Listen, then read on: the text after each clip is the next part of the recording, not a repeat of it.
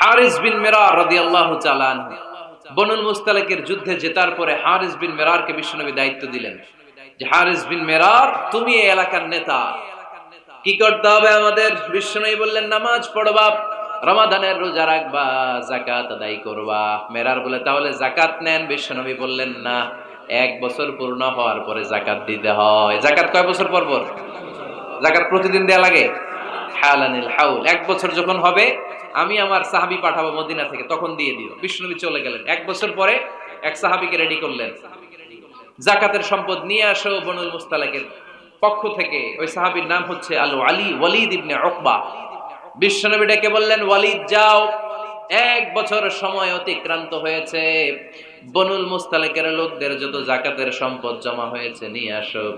সাইয়েদনা ওয়ালিদ ইবনে উকবা যখন সম্পদ আনার জন্য বের হলেন, ওইদিকে বনুল মুস্তালিকের লোকেরা শুনতে পেল বিশ্বনবীর পাঠানো সাহাবী ওনাদের এলাকায় শুভাগমন করবে। ওই সাহাবীকে লাল গাড়িচার সংবর্ধনা দেওয়ার জন্য সেনাবাহিনী সহ পুরো এলাকা থেকে সব সৈন্যবাহিনী সহ তারা মরুভূমির মধ্যে এসে দাঁড়িয়ে রয়েছে। সুবহানাল্লাহ পড়ে। নবীর সাহাবীর আগমন হবে, নবীর সাহাবীর শুভাগমন। উনি এসে আমাদের এলাকার যাকাতের টাকা কালেকশন করে নিয়ে যাবে, ওনাকে সংবর্ধনা দিব। বের হও। তলোয়ার নিয়ে, ঘোড়া নিয়ে, গার্ড দিয়ে আমরা দাঁড়িয়ে থাকি। তো মরুভূমিতে সবাই দাঁড়ায় আছে। আল ওয়ালিদ ইবনে উকবা মদিনা থেকে বিশাল রাস্তা পাড়ি দিয়ে যখন বনুল মুস্তালিকের এলাকার কাছাকাছি দূর থেকে দেখে তলোয়ার নিয়ে লোকজন দাঁড়ায় আছে। কি নিয়ে দাঁড়ায় আছে? উনি ভাবছে আমারে মারার জন্য দাঁড়ায় আছে। উনি মনে মনে ভাবলেন বিশ্বনবী পাঠালেন যাকাত নেয়ার জন্য, যাকাত পরে নিব, আগে জান সামলাই। কারণ এলাকার লোকেরা সব তলোয়ার নিয়ে সেনাবাহিনী সহ দাঁড়ানো। আসলে কথাটা কি ঠিক? মারার জন্য দাঁড়ায় আছে? কি জন্য? সম্মান দেওয়ার জন্য, ওয়েলকামিং রিসেপশন দেওয়ার জন্য। উনি ভাবলেন আমারে কচু কাটা করবো, এক কাজ করি, ওদিকে না যে অ্যাবাউট টার্ন, উল্টা করি। যেই চিন্তা ওই কাজ। সাহাবী আল ওয়ালিদ ইবনে উকবা উল্টা ঘুরে গেলেন, মন্দ ধারণা নিয়ে ফিরে যেয়ে বিশ্বনবীরে বললেন, নবী আপনি আমার মায়ের খাওয়ার জন্য পাঠাইছিলেন, যাকাত আনার জন্য পাঠিয়েছেন, কিন্তু তারা যাকাত তো দিবেই না, আমারে হত্যার জন্য তলোয়ার নিয়ে দাঁড়িয়েছিল গো নবী। কথা কি সত্য? উনি ভুল বুঝতে পারছেন, উনি ভুল বুঝেছেন। না বুঝে ভুল কথায় বিশ্বনবীর কাছে প্রচার করে দিলেন। আল্লাহর হাবিব সাল্লাল্লাহু আলাইহি ওয়াসাল্লাম সহজ সরল মনা নবী, সাহাবী তো আর মিথ্যা বলবেন না। বিশ্বনবী বিশ্বাস করলেন। বিশ্বাস করে খালিদ ইবনে ওয়ালিদের নেতৃত্বে 1000 সৈন্যের অভিযান পাঠালেন। বললেন যাও, যে দেখো ঘটনা কি, ঘটনা সত্য হলে অভিযান চালাও। আল্লাহ বলেন নবী অভিযান পরে চালায়েন, একটু থামেন। ফাতাবায়ানু ইন জাআকুম ফাসিকুম বিনাবাইন ফাতাবায়ানু। নবী ওয়ালিদ এসে আপনার কাছে দেই তথ্য প্রচার করেছে, তথ্যটা সঠিক নয়, আগে যাচাই করেন, তারপরে অ্যাকশনে যান। ঠিক কি না? আমরা ডাইরেক্ট অ্যাকশন মারি। আমরা কি করি? Action action, direct action. সত্য না মিথ্যা ধার ধারি না। আল্লাহ বললেন নবী অভিযান চালাবেন না।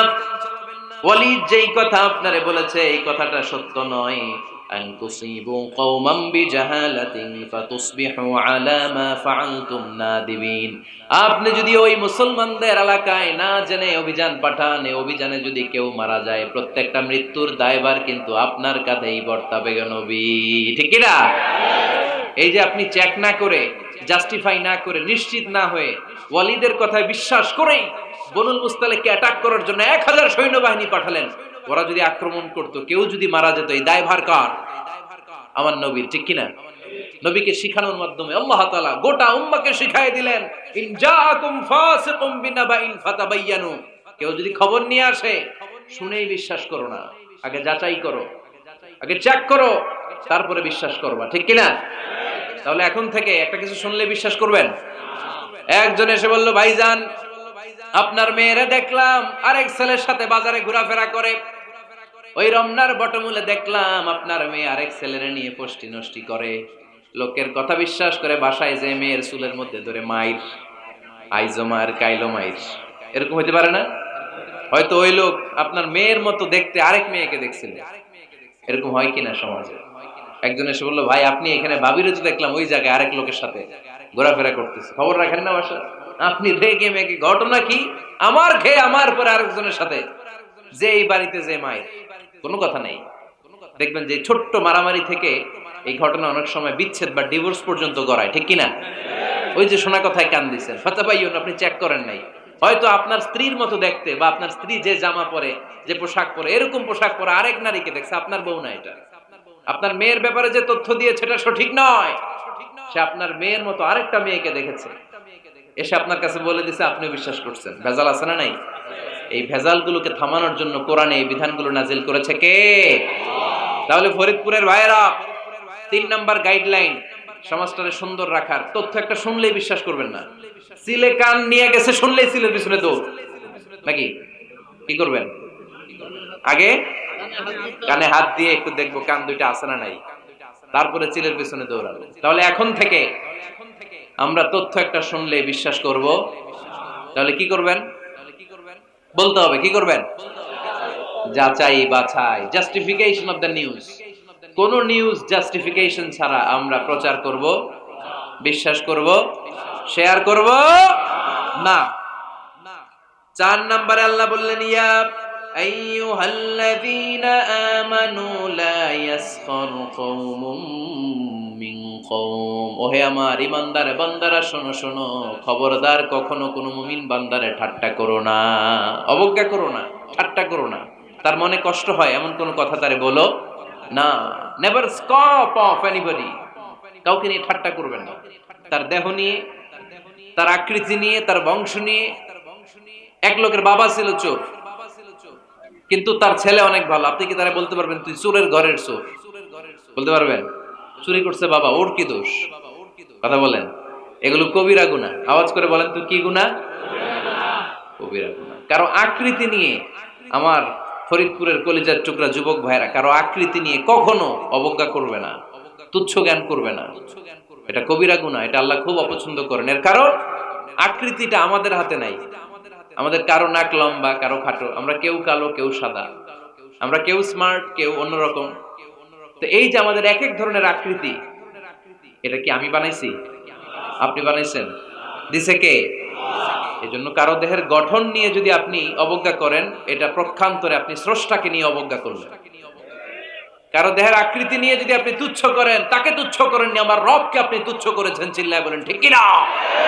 খবরদার, তুই কালু, তুই লম্বু, তুই মোটু, তুই কানা, তুই রোহিঙ্গা, আছে না নাই? ইদানিং ইদানিং এটা খুব চলে। এই রোহিঙ্গা নামটা আছে না? ফরিদপুরে এগুলো ঢুকে নাই না? আমাদের ওইদিকে দেখি কি অবস্থা, কারোর সাথে কেউ লাগলে তুই রোহিঙ্গা। কি আশ্চর্য, এই গালি কবে আসলো? হ্যাঁ, অনেক ধরনের গালি। ঢাকায় আরেকটা চলে ফইন্নির ভূত। কি বলে? এই এগুলো আগে শুনি নাই আমরা, রিসেন্ট এগুলো বলা শুরু করছে। ফইন্নির ভূত, রোহিঙ্গা না। এগুলো বলে আপনি কাউকে অবজ্ঞা করতে পারবেন? পারবেন না।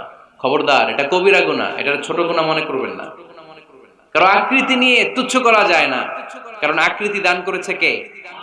ওয়াল্লাযী ইউসাউইরুকুম ফিল আরহামি কাইফা ইয়াশা লা ইলাহা ইল্লা হুয়াল আজিজুল হাকীম। তিনি এমন সত্তা যিনি তোমাদের চেহারার অবয়ব দিয়েছেন, তোমাদের আকৃতি দান করেছেন তখন যখন তোমরা মায়ের পেটের ভেতরে ছোট্ট জোকের মতো ছিলা।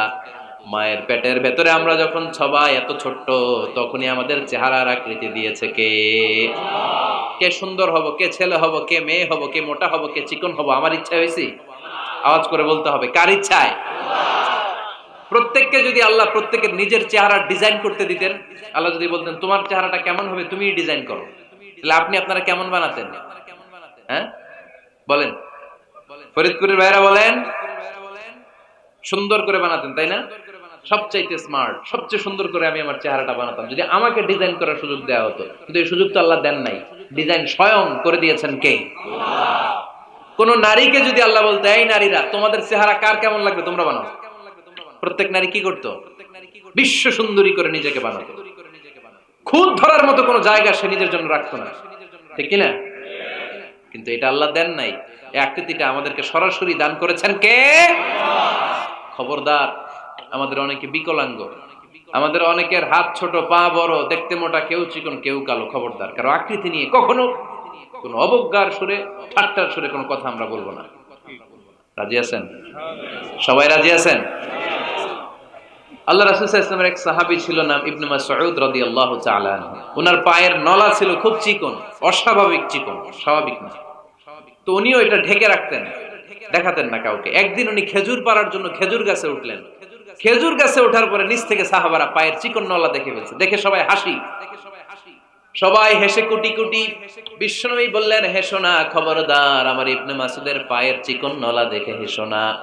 আমার ইবনে মাসুদের এই পায়ের চিকন নলা যদি মিজানের পাল্লায় উঠিয়ে দেয়া হয়, কিয়ামতের দিন উহুদ পাহাড়ের চেয়েও ভারী হয়ে যাবে। খবরদার, আমার ইবনে মাসুদকে আমার আল্লাহ অনেক পছন্দ করে, তার পা চিকন দেখে তাকে তুচ্ছ করো না। আল্লাহর হাবিব সাল্লাল্লাহু আলাইহি ওয়াসাল্লামের 11 জন স্ত্রীর মধ্য থেকে একজন স্ত্রী ছিলেন একজন স্থূল আকৃতির, অবিসিটি ছিল, একটু মোটা। ওনার নাম ছিল সাফিয়া রাদিয়াল্লাহু তাআলা আনহা। আম্মা জান আয়েশার সাথে একবার সাফিয়ার ঝগড়া। নবীদের বউদের মাঝে মাঝে মাঝে ঝগড়া হতো, তবে সেটা হতো মধুর ঝগড়া। সুবহানাল্লাহ পড়েন। আম্মা জান আয়েশা রাদিয়াল্লাহু তাআলা আনহার বাসায় একদিন বিশ্বনবী বসা ছিলেন, আর একজন স্ত্রী, বিশ্বনবীর আরেকজন স্ত্রী রান্না করে কিছু খাবার আম্মা জান আয়েশার ঘরে পাঠিয়েছেন। এক দাসী দিয়ে বলল, যাও এটা আয়েশার ঘরে দিয়ে আসো, কারণ নবী আয়েশার ঘরে। আম্মা জান আয়েশা রাদিয়াল্লাহু তাআলা আনহা বললেন, এগুলো কি? ওই দাসী বলে, তরকারি। কে দিছে? অমুক স্ত্রী। কেন দিয়েছে? আমি কি রান্না করতে পারি না? তোমরা রান্না তোমরা খাও। এই কথা বলে পাতিল সহ উড়ায় মারছে চেহারার মধ্যে। এর কারণ ওনারা মানুষ ছিলেন, মানবীয় ব্যাপারগুলো ওনাদের মধ্যেও কাজ করত। আবার এক স্ত্রী ঝোল দিয়ে রান্না করে কিছু খাবার নিয়ে এসেছে। আম্মা জান আয়েশা রেগে মেগে ওই ঝোল নিয়ে ওই স্ত্রীর গালের মধ্যে মেখে দিয়েছেন। বিশ্বনবীর আরেক বউয়ের গালের মধ্যে ওই ঝোল লাগাই দিয়েছে। এবার ওই স্ত্রী বিশ্বনবীর কাছে যে বলে, ইয়া রাসূলুল্লাহ, দেখেন আয়েশারে আপনি বেশি আদর করেন তো, দেখেন কি করে আমাদের সাথে। এই যে আমাদের গালের মধ্যে ঝোল মাখাই একবার মেকআপ বানাই দিচ্ছে। বিষ্ণু ইসা ইসলাম বললেন, তাই আয়েশাকে ডাকো। আম্মা জান আয়েশা রাদিয়াল্লাহু তাআলা আনহা আসলেন। আল্লাহ রাসূল সাল্লাল্লাহু আলাইহি ওয়াসাল্লাম বললেন, তুমি কি আমার এই স্ত্রীর সাথে এমন আচরণ করেছো? আম্মা জান আয়েশা বললেন, করেছি। কেন? আম্মা জান আয়েশা বললেন, তখন মেজাজটা গরম ছিল, এখন বুঝতে পারতেছি আসলে এই কাজটা করা ঠিক হয় নাই। এবার বিশ্বনবী বিচার করবেন। বিশ্বনবী বললেন, আল কিসাস, যেমন করা হয়েছে বিচার হবে তেমন। তোমার গালে যেমনি ঝোল লাগাই দিয়েছে, তুমি একটু ঝোল নিয়ে আয়েশার গালে লাগাই দাও। সুবহানাল্লাহ পড়বেন না? ওই স্ত্রীও কিছু ঝোল নিয়ে আম্মা জান আয়েশার গালে লাগাই দিল। এখন দুইজনে হাসতেছে, বিশ্বনবীও হাসলেন, আরশের উপর থেকে খুশি হয়ে গেলেন কে? তো স্ত্রীদের মধ্যে মাঝে মাঝে এটা ঘটতো। সাফিয়া রাদিয়াল্লাহু তাআলা আনহা ছিলেন একটু মোটা। আম্মা জান আয়েশা বললেন, ইয়া রাসূলুল্লাহ, দেখেন আপনার মুটি বউ, আপনার মুটকি বউ, এই মুটি বউ বলে একদিন একটা গালির মতো দিয়ে ফেলছে। আল্লাহ রাসূল সাল্লাল্লাহু আলাইহি ওয়াসাল্লাম রেগে গেলেন, বললেন, আয়েশা এটা কেমন কথা তুমি বললা মুটি? আমার সাফিয়ারে তুমি মুটি বলে গালি দিলা রে আয়েশা। ইয়া আয়েশা লাকাদ কুলতিলা কালিমা লাউ মুসিজাত বিমাইল বাহরি লামাজাজাতহু, এমন একটা মন্তব্য তুমি সাফিয়ার ব্যাপারে করে ফেলেছো রে আয়েশা, এই কথাটা যদি সাগরের নীল পানির মধ্যে ছেড়ে দেয়া হয়, এই কথার পঙ্কিলতার কারণে, এই কথার কর্দমাক্ততার কারণে, এই কথার পঙ্কিলতার কারণে সাগরের সব পানিগুলো মুহূর্তের মধ্যে কালো হয়ে যাবে। এই কথাটা সাগরে ফেলে দিলে সাগরের নীল পানি পুরোটা কালো হয়ে যাবে। আয়েশা, খবরদার, কাউকে তুচ্ছ করে অবজ্ঞা করে কখনো কিছু বলা যাবে না। এই জিহ্বাটা এটা ভয়ঙ্কর একটা অঙ্গ। বেশিরভাগ পাপ এই জিহ্বা দিয়ে হয়। কি দিয়ে হয়? এজন্য সাহাবারা জিহ্বা ধরে মাঝে মাঝে জিহ্বার মধ্যে ব্যাট মারতেন আর বলতেন, জিহ্বা তোর জন্য আমি আটকে যাব কিয়ামতের দিন। আমলিক আলাইকা লিসানাক, নিজের জিহ্বার মালিক নিজে হন। আপনার জিহ্বার মালিক যেন শয়তান না হয়ে যায়। জিহ্বা আপনার, শয়তানের ভাষায় আপনি কথা বলেন কেন? খবরদার, প্রতিটা কমেন্ট, প্রতিটা কথা, প্রতিটা মন্তব্য, এগুলোর ব্যাপারে কিয়ামতের দিন পাই টু পাই করে আপনার কাছে আল্লাহর সুপ্রিম কোর্টের কাঠগড়ায় দাঁড় করিয়ে আপনারা জিজ্ঞেস করবে কে? এজন্য বিশ্বনবী বলছেন, মাইয়াজমানলি মা বাইনা লিহইয়াইহি ওয়া মা বাইনা রিজলাইহি আদমান লাহুল জান্নাহ। আমার কোন উম্মত যদি দুইটা অঙ্গের গ্যারান্টি আমারে দেয়, আমি আমার উম্মতকে জান্নাতের গ্যারান্টি দেব। দুইটা অঙ্গের, একটা হলো জিহ্বা আর একটা লজ্জাস্থান। দুই চোয়ালের মাঝে যা থাকে লিজ্জা, জিহ্বা, আর দুই পায়ের মাঝখানে যা থাকে লজ্জাস্থান। এই দুইটা অঙ্গের গ্যারান্টি যদি বিশ্বনবীকে আপনি দেন যে নবী, জিহ্বা আর লজ্জাস্থান এই দুইটা অঙ্গের কোনো পাপ আমি করব না, নবী বলে, আমি দুনিয়ায় তোমার জান্নাতের গ্যারান্টি দিলাম। এজন্য জিহ্বাটারে সামলান, যা মনে চায় বললেন না। খবর আছে না নাই? খবর আছে, মা ইয়ালফিযু মিন কাউলিন ইল্লা লাদাইহি রাকীবুন আতীদ, যা মুখ দিয়ে বের হয় লিখে রাখার জন্য দুইজন ফেরেশতা রেডি করে রেখেছে কে? চিল্লায় বলেন। যতদিন আমরা বেঁচে থাকবো ততদিন থাকবে আমাদের কাঁধে, আমরা মরে যাবো এই ফেরেশতারা উড়াল দিবে, ঠিক কি না? দুই কান্দে ছিল যে তোমার দুইজনা পাহারা, তোমারে একলা থুইয়া পালাইছে তাহারা, তোমার আটকুঠুরি নয় দরজা বন্ধ এবার হলো রে হলো, মুখে আল্লাহ রসুল সবে বলো, ও মুখে আল্লাহ রসুল সবে বলো, দুয়ারে আইসাছে পালকি নাই হরি গাও তোলো রে তোলো, মুখে আল্লাহ রসুল সবে বলো, ঠিক না? এজন্য সাবধান, আমলিক আলাইকা লিসানাক, নিজের জিহ্বার মালিক নিজে হন। মন যা চায় মুমিন তখন ইচ্ছা মতো মন মতো কোনো মন্তব্য ছুটতে পারে না। বিশ্বাসী বলে যদি নিজেকে দাবি করে, নিজের জিহ্বার মালিক নিজে থাকার দরকার আছে না নাই? তাহলে 4 নম্বরে আল্লাহ বললেন লা ইয়াসখার কওমুন মিন কওম, কেউ কাউরে ঠাট্টা করব না আমরা, অবজ্ঞার সুরে কোনোদিন কাউরে কোনো কথা বলবো না। রাজি আছেন? সবাই রাজি? কষ্ট হচ্ছে? হ্যাঁ, আরো কিছু সময় চলবে? চলবে? তাকবীর পড়েন তো, লিল্লাহে তাকবীর।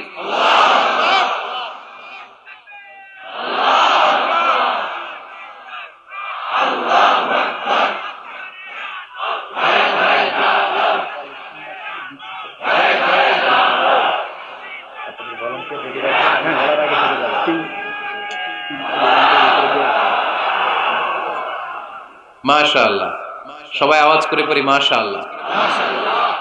আমরা বিশৃঙ্খলা করব না, একসাথে বিদায় নিব। আরো অনেক সময় আছে আমার হাতে, আমরা একসাথে কথা শুনে বিদায় নিব। রাজি আছেন তো? বিশৃঙ্খলা করে মাঝখান থেকে উঠবেন কে কে দেখি? উঠবেন? মাশাআল্লাহ। না, আজকে অনেক সুশৃঙ্খল, এজন্য দোয়া আছে, মুনাজাত আছে, আমরা একসাথে একটু দোয়া করব। দোয়া করে এরপরে বিদায় নিব। এই 1 বছর পর পর এই প্রোগ্রাম হয়, আবার বেঁচে থাকলে কবে আসি না আসি, ঠিক কি না? দোয়ায় অংশগ্রহণ করে যাবেন তো সবাই? মাশাআল্লাহ, আজকের প্রোগ্রাম অনেক সুশৃঙ্খল। আমি যখন নামি তখনই ভালো লাগতেছিল আমার, কারণ ধাক্কা ধাক্কি করে এমন ভাবে হেলিকপ্টারের উপর মানে ঝাপটে পড়ে লোকজন, এতে অনেক সমস্যা, আমরা বেরোতে পারি না, প্রোগ্রামে আসতে পারি না, দেরি হয়ে যায়, সব কিছু ডিসঅর্ডার হয়ে যায়। আজকে এত সুশৃঙ্খল ব্যবস্থাপনা আমার খুব ভালো লেগেছে, আলহামদুলিল্লাহ। ফরিদপুরের মানুষ খুবই সুশৃঙ্খল। আল্লাহ তুমি ভাইদেরকে আরো ভালো ভালো কাজ আঞ্জাম দেওয়ার তৌফিক দান করো। আওয়াজ করে পড়বো আমিন। এরপরে 5 নম্বরে আল্লাহ বললেন ওয়ালা তালমিজু আনফুসাকুম, খবরদার তোমরা অন্যের দোষ খোঁজো না, দোষ খুঁজবা নিজেদের। কিন্তু সমাজে আমরা অন্যের দোষ খুঁজি কি খুঁজি না? 5 নাম্বার ওয়ালা তালমিজু আনফুসাকুম, নেভার ডিসফেম ইচ আদার, একে অপরের দোষ খোঁজো না। আমাদের সমাজে কিছু লোক আছে নিজের দোষ দেখে না, খালি অন্যের দোষ দেখে, আছে না নাই? চায়ের দোকানে বসে বসে দেখবেন বলবে এই বাড়িতে এই সমস্যা, ওই বাড়িতে ওই সমস্যা, ওই বাড়িতে মারামারি, ওই বাড়িতে কাটাকাটি, তোর বাড়িতে কি সমস্যা ওইটা বল, তোমার বাড়িতে কি সমস্যা ওইটা বলো মিয়া। আছে না এরকম? এই হুজুর ভালো না, এই সমস্যা, ওই হুজুরও ভালো না, এই হুজুরও খারাপ, এই হুজুরের এই সমস্যা। তুমি হুজুরের কি সমস্যা? তুমি হুজুরের কি সমস্যা আগে জাতির কাছে ওইটা বলো। আগে নিজে ভালো হও, নিজে ভালো তো জগৎ ভালো। জন্য খবরদার অন্যের দোষ খুঁজবেন না, এটা খুব বাজে একটা স্বভাব, খালি অন্যের দোষ খোঁজে। যে নিজে নিজের দোষ খুঁজতে পারে, যে নিজে নিজের সমালোচনা করতে পারে, সে সবচেয়ে বুদ্ধিমান। কারণ অন্য কি করছে এই ব্যাপারে আপনারা ধরবে আল্লাহ। কথা বলেন না কেন? আল্লাহ আপনাকে ধরবে, আপনার কি সমস্যা, আপনি কি করলেন, শুধু ওই ব্যাপারেই আপনি জিজ্ঞাসিত হবেন। এজন্য আল্লাহ বললেন তাদের উপর আমার লানত, তাদের উপর ধ্বংস, যারা প্রকাশ্যে অপ্রকাশ্যে অন্যদের দোষ খুঁজে বেড়ায়, দোষ বলে বেড়ায়, এরকম আছে না নাই? আল্লাহ লানত দিয়ে বললেন ওয়াইলুল লিকুল্লি হুমাযাতিল লুমাযা, গোপনেও দোষ খোঁজে প্রকাশ্যেও দোষ বলে, তাদের উপর আল্লাহ লানাত। হুমাযাতিল লুমাযা, এই লুমাযা শব্দ থেকে আল্লাহ এনেছেন ওয়ালা তালমিজু আনফুসাকুম, একে অপরের দোষ খোঁজো না, নিজের দোষ খোঁজো, সেই সবচেয়ে বুদ্ধিমান। তাহলে আমরা আত্মসমালোচনা করব, কি করব? খেয়াল রাখবেন, সবচেয়ে খারাপ হচ্ছে সমালোচনা। সবচেয়ে খারাপ কি? তারপর কিছুটা ভালো যেটা, সেটা হচ্ছে আলোচনা। সেটা কি? আলোচনা। সবচেয়ে ভালো হচ্ছে আত্মসমালোচনা। সবচেয়ে ভালো কি? তাহলে তিনটা বললাম। এক হচ্ছে সমালোচনা, আমরা করব না, আমরা করব আলোচনা, আর সবচেয়ে বেশি করব আত্মসমালোচনা, সেলফ ক্রিটিসিজম। রাতে ঘুমানোর আগে একটু ভাববেন কি কি ভুল করলাম, কাকে কাকে কষ্ট দিলাম, কি কি অন্যায় আজকে আমার দ্বারা হলো, কালকের দিনটা যেন আমার আজকের দিনের চেয়ে ভালো হয়। নিজের সাথে নিজের এরকম বোঝাপড়ার দরকার আছে না নাই? আমরা যেন আত্মসমালোচনা করি ফরিদপুরের ভাইয়েরা, অন্যের দোষ যেন না খুঁজি। আজ থেকে আন্দাজে কথা আমরা বাদ দিয়ে দিব। রাজি? একমত না দ্বিমত? আওয়াজ করে বলেন একমত না দ্বিমত?